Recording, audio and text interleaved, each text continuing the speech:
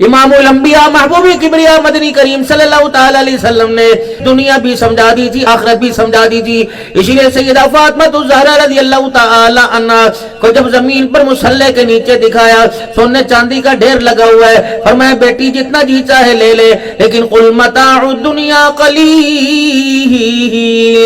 पहाड़ भी कम पड़ जाएंगे, आसमान जितने सोने हो जाए कम पड़ जाएंगे, दरियाओं के पानी भी कम पड़ जाएंगे, जितना भी उठा ले कलील। लेकिन मेरी बेटी एक बात याद रखना, जितना उठाएगी अल्लाह को हिसाब भी उतना ही देना पड़ेगा, ले जाओ।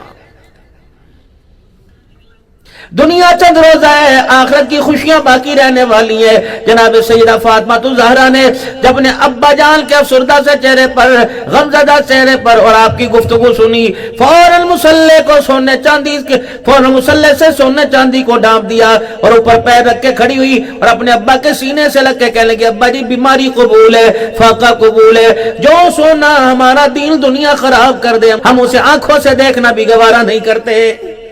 या किसी को मेरे अजीजों रास्ते में 100 रुपए पड़े मिल जाएंगे, हाथ उठा के कहेगा ए जहां मिठा अगला कह डिठा, नहीं नहीं नहीं नहीं, फरिश्ते आंखें खोल खोल के दिखाएंगे, छोटे मार मार के पीछे दिखाएंगे, छित्तर मार मार के दिखाएंगे। उस वक्त मेरे अजीजों रो रो के कहेगा अल्लाह एक मरतबा दुनिया के अंदर भेज दे, तेरी किबरियाई की कसम कभी गलती का दिल के अंदर ख्याल भी नहीं लेके आऊंगा।